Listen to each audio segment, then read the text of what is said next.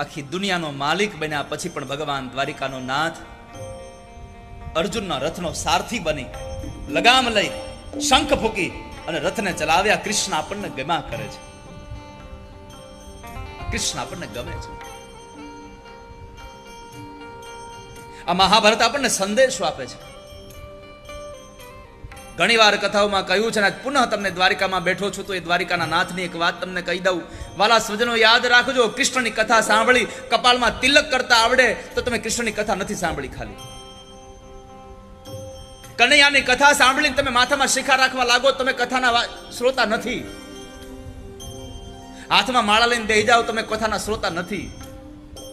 આ કૃષ્ણની કથા કેવલ તિલક કરતા અને હાથમાં માળા લેવડાતા નથી શીખડાવતી. કૃષ્ણની કથા તમને સહજતા શીખડાવે છે.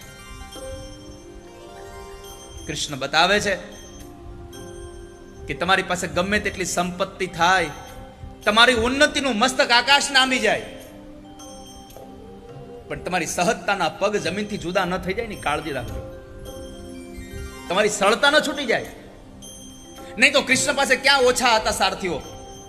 કદાચ અર્જુનનો રથ હાંકવાનું કીધું હોત કે દારૂક બેસ જા, તું આય, હું આની હારે બેઠો છું અહીંયા, તો ક્યાં વાંધો હતો.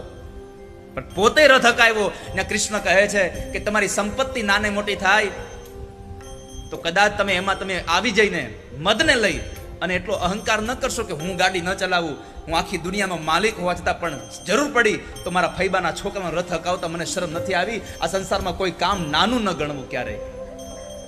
રાજસુ યજ્ઞમાં પતરાવાળી ઉપાડી, અતિથિઓના પગ ધોયા. આ જેવી તેવી વાત છે. આપણે આપણા પીધેલા ચાનો કપ વોશ પેજી નથી મૂકતા અને કૃષ્ણ પતરાવાળી ઉપાડી છે. આપણા ઘરમાં કામ કરવા વાળા માણસો આવે ને એમાં કદાચ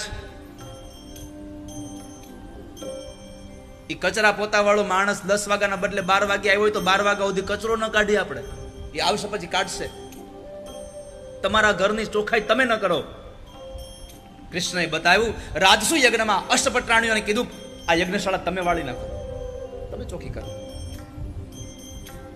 કથા આ શીખડાવે છે, ખાલી ચાંદલો કરતા નહીં,